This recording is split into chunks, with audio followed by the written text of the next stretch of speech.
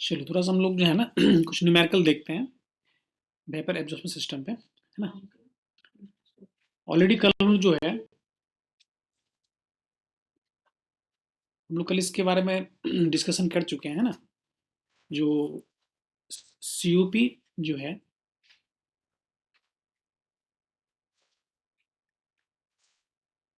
COP का formula जो है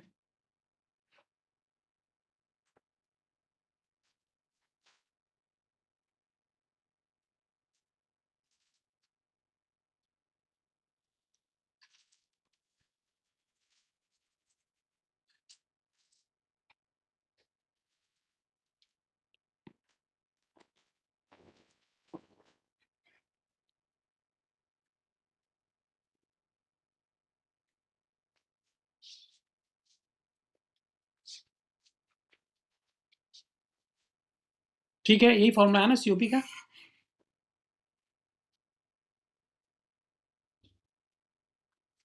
देख पा रहे हो? Yes sir. जिसपे कि इसको हम लोग स्प्लिट किए थे, T G minus T O by T G into T by T O minus T. ठीक है, चलो इस फॉर्मूला को हम लोग यूज करेंगे यहाँ पे, है ना। जो इसका डायग्राम जो है, डायग्राम ऑलरेडी हम लोग इसके बारे में कल हम लोग का डिस्कशन,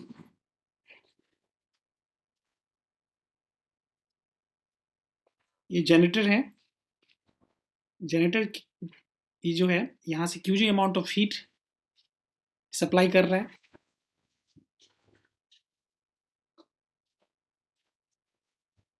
ये इवेपोरेटर का टेम्परेचर है।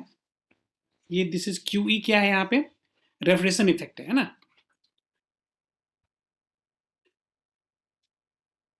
और कंडेंसर और एब्जॉर्बर, ये दोनों हीट किसको रिजेक्ट कर रहा है, एटमॉस्फेयर को रिजेक्ट कर रहा है। ठीक है,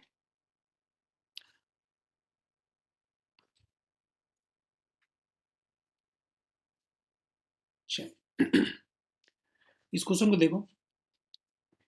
ए vapour compression, vapour absorption refrigeration cycle works with generator, ambient and evaporator temperature are 360 Kelvin, 310 Kelvin and 260 Kelvin respectively। तो क्या सब दिया हुआ है, ये जनरेटर टेम्परेचर दिया हुआ है, this is 360 Kelvin, ambient temperature this is 310 Kelvin, है ना।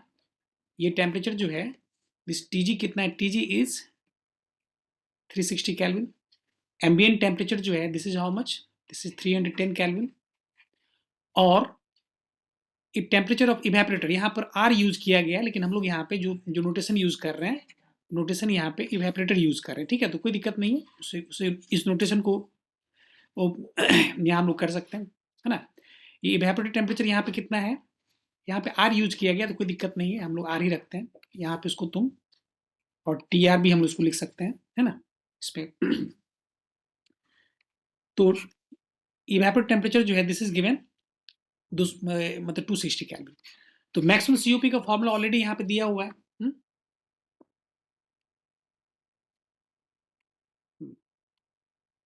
तो सीओपी मैक्सिमम का फॉर्मूला जो है बेसिकली जस्ट सिंपली क्या करना है, इस फॉर्म इसको जो यहाँ में जो वैल्यू है, इस वैल्यू को क्या करना है यहाँ पे, इसको पुट कर देना है। तो जनरेटर टेम्परेचर इज ये 360 डिग्री कैल्विन है। सिंपली इस वैल्यू को इसमें जब तुम पुट करोगे तो you will get this COP, maximum COP is 0.72। ठीक है, यस सर। हाँ। अब यहाँ पे क्वेश्चन जो आगे इसे फर्स्ट बिट ये पूछ रहा है कि फाइंड द मैक्सिमम सीओपी। ठीक है, इसके बाद इसे ये पूछा जा रहा है कि if the evaporator temperature falls to 250 Kelvin, मतलब इवेपोरेटर टेम्परेचर पहले कितना था, इनिशियल कंडीशन में जो इवेपोरेटर टेम्परेचर जो है दिस इज 260 Kelvin। अब ये इवेपोरेटर टेम्परेचर जो है ये इसको कम कर दिया गया है, दिस इज 250 Kelvin, है ना। इसको डिक्रीज जो है 250 Kelvin में तक इसको जो है इसको डिक्रीज कर दिया गया। तब इसमें पूछा जा रहा है कि what should be generator temperature in order to operate the system with same COP. मतलब यदि सीओपी को यदि हम लोग को सेम रखना है, इसको यदि सेम रखना है तो इस केस में जनरेटेड टेम्परेचर क्या होगा, what is the value of TG. तो इस सेम फॉर्मूला हम लोग यहाँ यूज करेंगे। सीओपी मैक्सिमम ऑलरेडी जो है दिस इज गिवन 0.72। अब यहाँ पे क्या निकालना है हम लोग को, टीजी निकालना है ना, you have to find out the value of TG, जबकि इसमें टीओ एंड टीआर और TE this values are given, ठीक है। जब इसमें हम लोग इसको पुट करेंगे तो यहाँ से क्या मिलेगा हम लोग को, यहाँ से हम लोग को टीजी मिल जाएगा, this TG is equal to 375 kelvin, ठीक है, समझ पा रहे हो।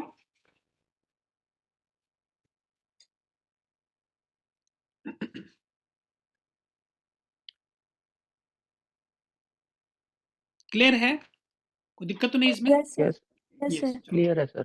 ठीक है, यस सर। देखो सिंपली फॉर्मूला है, उस फॉर्मूला पे हम लोग यहाँ पे इस न्यूमेरिकल में क्या है, उस सारे टेम्परेचर दिए हुए हैं, इस टेम्परेचर को उसमें पुट करना है, मैक्सिमम सीओपी निकाल लिया गया। अब मैक्सिमम सीओपी को मेंटेन करते हुए यदि यहाँ पे इवेपोरेटिव टेम्परेचर को चेंज कर दिया गया तो उस केस में जनरेटेड टेम्परेचर क्या होगा, तो सिंपली उस फॉर्मूला को, उसी फॉर्मूला का यूज करके हम लोग यहाँ से जनरेटेड टेम्परेचर इस केस में यहाँ पे हम लोग निकालेंगे। चलो नेक्स्ट प्रॉब्लम जो है, इस प्रॉब्लम देखो, vaporisation works with 3 thermal ledger one, ठीक है, a refrigeration effect of 100 watt is required at 250 Kelvin। अब देखो इस क्वेश्चन में जो है, इस क्वेश्चन में क्या कहा जा रहा है, सबसे पहले इस डायग्राम को बना लो।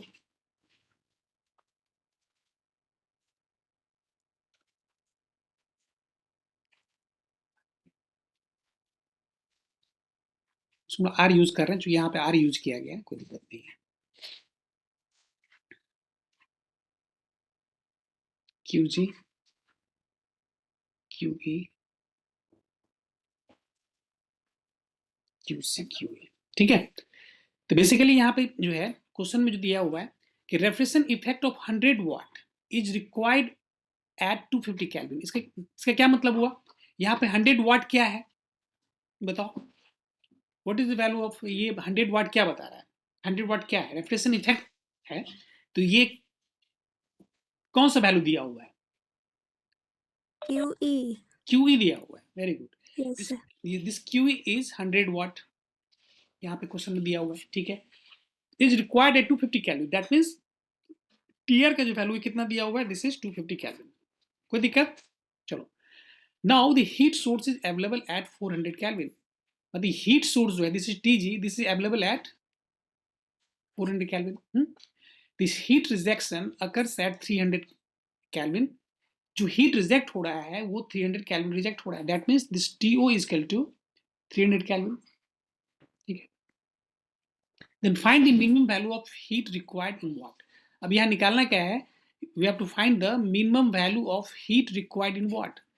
अब कितना हीट रिक्वायर्ड है इसको रन करने के लिए, इसमें कितना हीट इसमें रिक्वायर्ड है, तो इस क्वेश्चन में क्या मतलब क्या पूछा जा रहा है, इस क्वेश्चन में क्या पूछा जा रहा है, you have to find the minimum value of heat required in watt, that means यहाँ क्या मांगा जा रहा है, यहाँ क्या पूछा जा रहा है,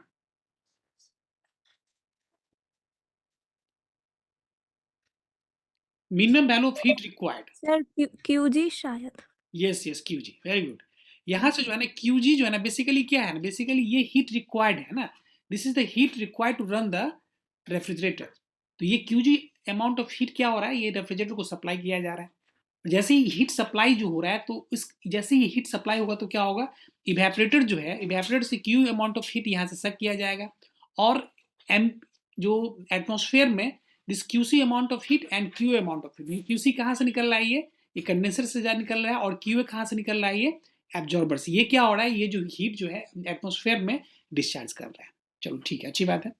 तो यहाँ से refrigeration effect is 100 watt, TR जो है this refrigerator temperature this is 250 kelvin, generated temperature is 400 kelvin, और ये सारे टेम्परेचर्स यहाँ दिए हुए हैं इसमें है ना, TO that is ambient temperature. अब देखो बेसिकली जो सीओपी का जो फॉर्मूला होता है, सीओपी मैक्सिमम का जो फॉर्मूला होता है, वो फॉर्मूला, एक फॉर्मूला हमारे पास ये है ना, दिस इज दिस फॉर्मूला है ना, TG minus TO by TG by TR by TO minus TR, ये फॉर्मूला हमारे पास है। अब इस एक फॉर्मूला हमारे पास सीओपी का ये भी होता है, सीओपी का फॉर्मूला जो है, ये फॉर्मूला है रेफ्रिजरेशन इफेक्ट बाई है ना QG, ये फॉर्मूला है। अब सीओपी यदि मैक्सिमम यदि हम लोग करना है, सपोज दैट हमको मैक्सिमम सीओपी निकालना है, तो यहाँ पे क्या होगा, यहाँ QG के वैल्यू क्या हो जाएगा, ये मिनिमम होगा, यदि इसको तो हम लोग मिनिमम रखेंगे तो ऑब्वियस है कि सीओपी का वैल्यू क्या हो जाएगा, यहाँ पे मैक्सिमम हो जाएगा। रेफ्रिजरेशन इफेक्ट तो ऑलरेडी क्वेश्चन में यहाँ पे जो है ये फिक्स है ना। तो बेसिकली जो है इस दोनों इक्वेशन को हम लोग यहाँ पे इक्वेट कर रहे हैं। सीओपी जो मैक्सिमम सीओपी है, this is equal to refrigeration effect by QG minimum, and this COP maximum is 1 second, this is equal to TG minus TO by TG by TR by TO minus TR. जब इस दोनों equation को हम लोग equate करेंगे तो यहाँ से क्यूजी मिनिमम का वैल्यू निकल जाएगा। ठीक है, this QG minimum is 80 watt. Clear है, समझ पा रहे हो? Yes sir. तो इस तरीके से हम लोग यहाँ पे इस क्वेश्चन में minimum heat required to run the this vapour absorption system, this amount, this is 80 watt है ना। 80 वाट चाहिए इसको रन करने के लिए, है ना, इसको ऑपरेशन सिस्टम। चलो क्लियर है, और लोग समझ पा रहे हो? Yes sir. चलो Yes, sir. एक न्यूमेरिकल और देख लो यहाँ पे। अब देखो इस क्वेश्चन में दिया हुआ है कि इन NH3H2O absorption refrigeration system, the heat is supplied to the generator by condensing steam। तो क्वेश्चन को समझना है कि बेसिकली यहाँ पे जो हीट सप्लाइंग सोर्स है, बेसिकली हम लोग जो वेपर एब्जॉर्प्शन सिस्टम में क्या देख रहे थे कि सन के रेडिएशन से क्या हो रहा था, हम लोग उसको सोलर प्लेट पे हम लोग स्ट्राइक करवा रहे थे और वहां से क्या कर रहे थे, हम लोग जनरेटर में हीट सप्लाई कर रहे थे। लेकिन यहाँ पे कंडीशन ऐसा नहीं है। बेसिकली यहाँ जो हीट सप्लाई किया जा रहा है वो एक कंडेंसिंग स्टीम के द्वारा हीट सप्लाई किया जा रहा है। The condensing steam eight 0.2 MPa and 0.9 drainage fraction. समझ पा रहे हो उसको? समझ पा रहे हो उसको? जो हीट जो सप्लाइंग सोर्स है, जो हीट जो यहाँ पे सप्लाई हो रहा है, बेसिकली ये क्या है, कुछ कंडीशन ऐसा है, ये यहाँ पे प्रेशर कितना है 0.2 MPa, 0.2 मेगापास्कल, और इसका क्वालिटी कितना दिया हुआ है, quality is, let us suppose यहाँ पे क्वालिटी यहाँ पे क्या है 0.9 है, एक्स का वैल्यू यहाँ पे, लेट अस सपोज एक्स का वैल्यू यहाँ पे कितना है 0.9 है। तो इस जो स्टीम है ना, इस जो ये जो हमारे पास वेट मिक्सर है, जैसे जैसे हम एक्स का वैल्यू यहाँ पर मतलब यदि 0.9 कह रहे हैं, दैट मीन्स क्वालिटी क्या हो गया, ये वेट स्टीम हो गया। तो ये वेट स्टीम से जो हीट मिल रहा है ना, इस हीट से क्या हो रहा है, यहाँ पे हमारा वेपर एब्जॉर्प्शन सिस्टम रन कर रहा है। समझ पा रहे हो? समझ पा रहे हो इसको? Yes sir. हाँ। अब जैसे ये हीट देगा तो क्या होगा, जैसे यहाँ से हीट, इस हीट को हम लोग यूज कर रहे हैं, मतलब इस VA सिस्टम को रन करा रहे हैं।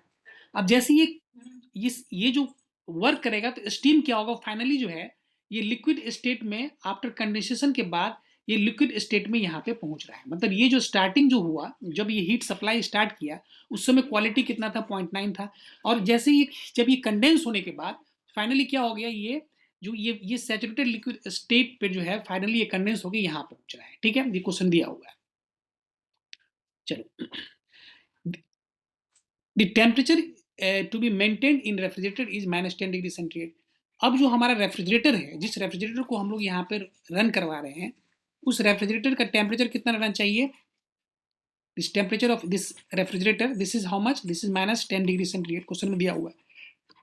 ये रेफ्रिजरेटर है, एक डायग्राम हम लोग यहाँ पे इसको ड्रॉ करेंगे। इसी डायग्राम की हेल्प से हम लोग जनरेटर से क्यूजी अमाउंट हीट सप्लाई किया है, रेफ्रिजरेटर से क्यू अमाउंट ऑफ हीट यहाँ से इसको रेफ्रिजरेटर को मतलब यहाँ से सक किया, this is QC and this is the QA। यहाँ पे टेम्परेचर जो है दिस एम्बिएंट टेम्परेचर है, ठीक है। तो क्वेश्चन में दिया हुआ है, क्वेश्चन में दिया हुआ this temperature to be maintain in refrigerator is -10 degree centigrade, that means TR is equal to -10 degree centigrade, ठीक है। And ambient temperature is 30 degree centigrade, और यहाँ पे एम्बिएंट टेम्परेचर कितना है, दिस इज 30 डिग्री सेंटीग्रेड, ये क्वेश्चन में दिया हुआ है। फाइंड द मैक्सिमम COP, सबसे पहले क्या निकालना है, you have to find the maximum COP of the system. चलो ये निकाला, ठीक है। फिर आगे कहा जा रहा है कि if the actual COP is 40% of maximum COP and this refrigeration load is 20 ton of refrigeration, then what will be required steam flow rate at 0.2 MPa। मतलब इस 0.2 MPa पे, ये जो 0.2 MPa पे मतलब स्टीम फ्लो रेट क्या होगा। मतलब क्वेश्चन में ये है कि मतलब सबसे पहले तो यहाँ मैक्सिमम COP निकालना है। अब क्वेश्चन में ये कहा जा रहा है कि यदि एक्चुअल COP यदि मैक्सिमम COP का 40% है तो इस केस में, और रेफ्रिजरेशन लोड यहाँ पर 20 टन ऑफ रेफ्रिजरेशन है, तो इस कंडीशन में कि what will be required steam flow rate, steam flow rate क्या होगा, है ना, 0.2 MPa की। ठीक है, चलो तो सबसे पहले यहाँ पे तो मैक्सिमम सीओपी निकाल लो। मैक्सिमम सीओपी निकल जाएगा ना, मैक्सिमम सीओपी निकलेगा। मैक्सिमम सीओपी के लिए क्या चाहिए, this is COP max, TG minus TO by TG into TR by TO minus TR. अब एक चीज बताओ कि यहाँ पे टीजी का वैल्यू क्या होगा, what is value of TG. तुमसे यदि ये पूछा जाए कि इस क्वेश्चन में टीजी का वैल्यू क्या होगा, जनरेटर में जो है इसका टेम्परेचर क्या होगा। हाँ, एक क्वेश्चन में यहाँ पे ये दिया हुआ है, ये डेटा क्वेश्चन में दिया हुआ है कि saturation temperature is 120 120.2 degree centigrade. मतलब सैचुरेशन टेम्परेचर मतलब ये जो हीट जो सप्लाई हो रहा है ना, ये जो टीएस, ये जो टीएस है, this TS is how much, this is given 120.2 degree centigrade, TS का वैल्यू दिया हुआ है। और इस केस में H G minus H F is equal to 2201.9, मतलब H G minus H F क्या हो जाएगा, ये वैल्यू क्या होगा, ये होगा एच एफ और ये वैल्यू होगा एच जी। तो इस केस में जब ये जो स्टीम, जिस स्टीम से हम लोग जो हम लोग यहाँ पे हीट सप्लाई कर रहे हैं, उसका जो है इस टेम्परेचर मतलब ये 0.2 मेगा पास्कल पे एच एफ का value, H G minus H F का value, this value is given जो है 2201.9 किलो जूल पर केजी। मतलब ये H G minus H F क्या होगा, ये क्या होगा एच एफ जी, इसको क्या बोलते हैं हम लोग, एच एफ जी बोलते हैं। तो इस एच एफ जी का वैल्यू क्वेश्चन में यहाँ पे दिया हुआ है। अब तुमको सीओपी मैक्सिमम निकालना है, तो मैक्सिमम सीओपी के लिए तो फॉर्मूला तो यहाँ पे दिया हुआ है ना, इस फॉर्मूला में, ठीक है, इस फॉर्मूला में क्या क्या दिया हुआ है, रेफ्रिजरेटर टेम्परेचर दिया हुआ -10 डिग्री सेंटीग्रेड, ठीक है, ये दिया हुआ है। Ambient temperature is 30 degree centigrade, this is 303 kelvin.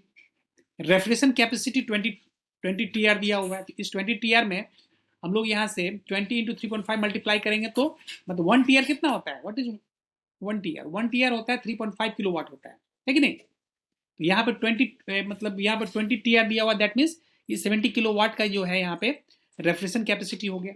अब तुम ये बताओ कि यहाँ पे टीजी का वैल्यू क्या होगा, what is the value of TG, मतलब जनरेटर का टेम्परेचर क्या होगा।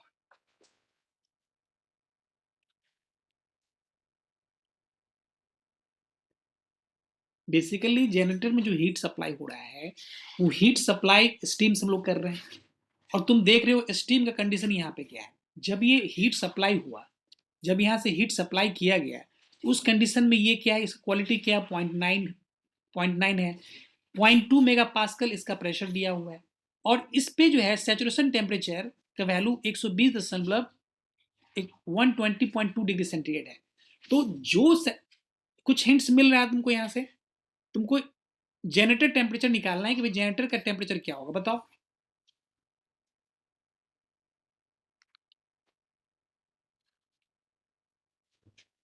हम्म,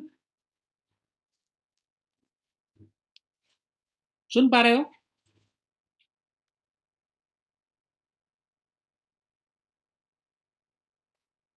आवाज आ रही है। Yes yes sir, sir. आवाज आ रही है। हाँ, यस सर। बताइए इसमें टीजी का वैल्यू क्या होगा, क्लियर है ना। क्वेश्चन को पहले समझ लो।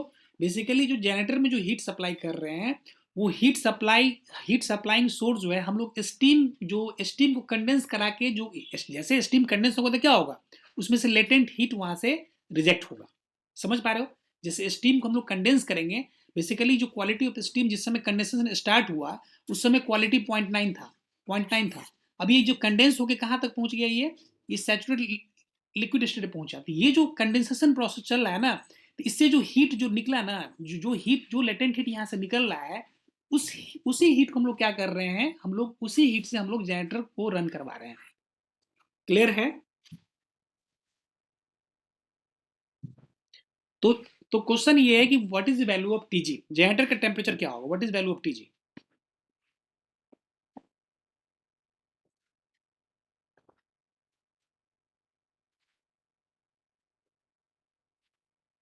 हम्म,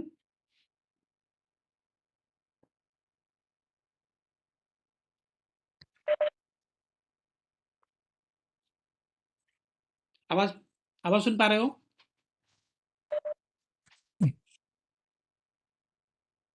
कोई आंसर।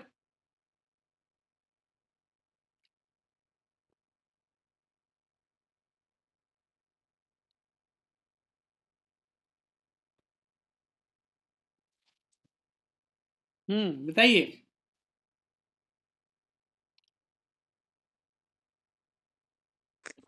सर आप एक्सप्लेन कर दीजिए।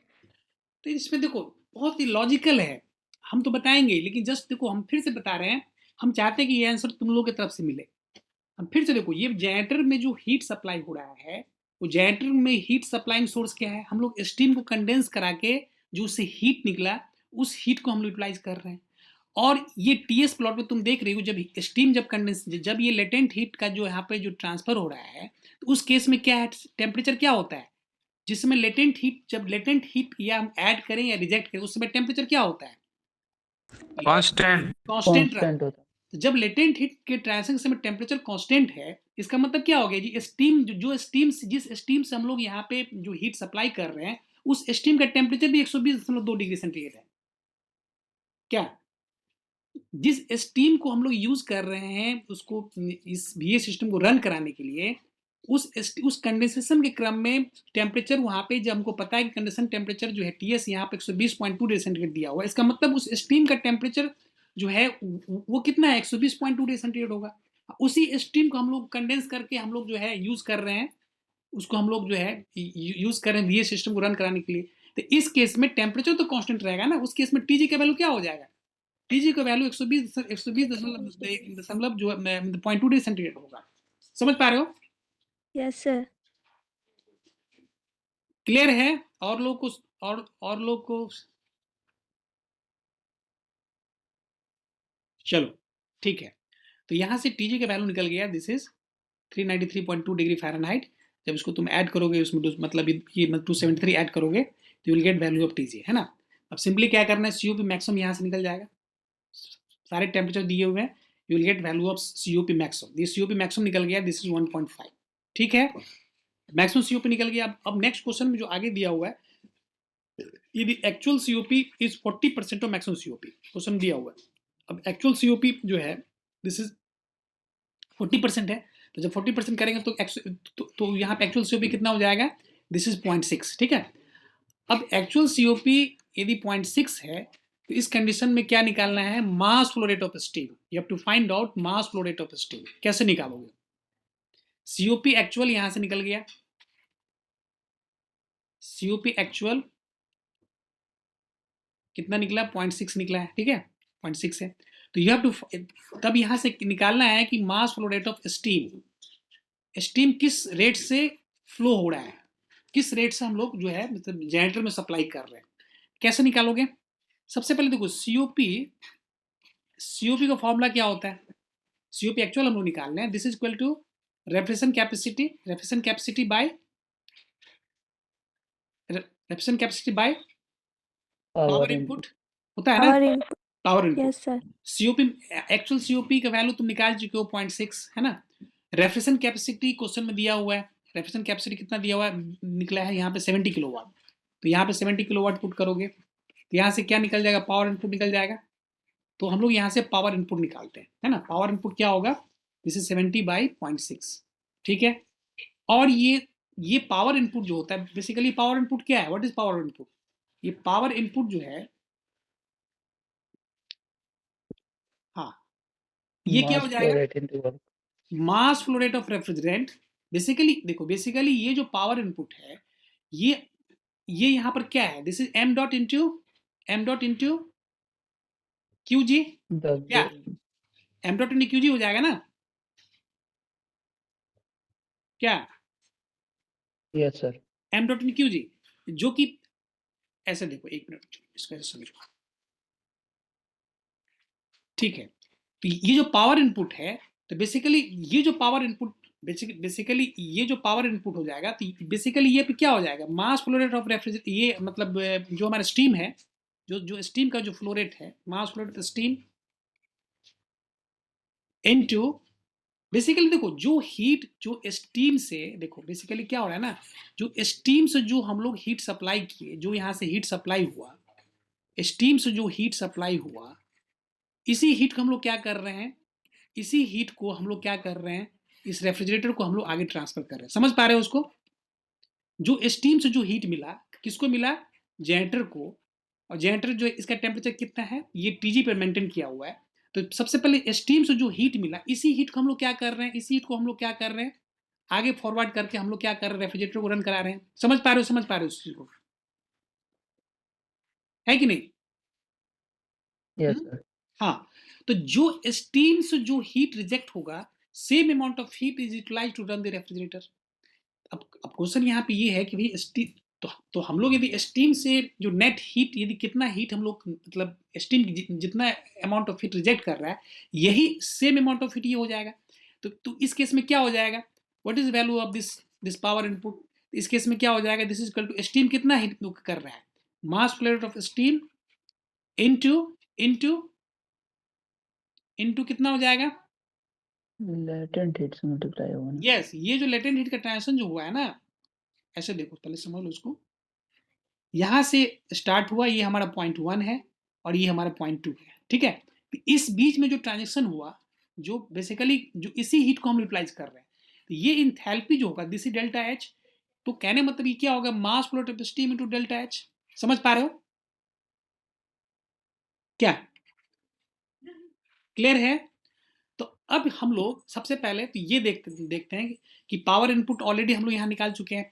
अब डेल्टा एच का वैल्यू कितना होगा, ये जो स्टीम जो कंडेंस हुआ, ये जो स्टीम जो कंडेंस हुआ, इस कंडेंसेशन के क्रम में कितना इंथैल्पी रिलीज हुआ, कितना इंथैल्पी रिलीज?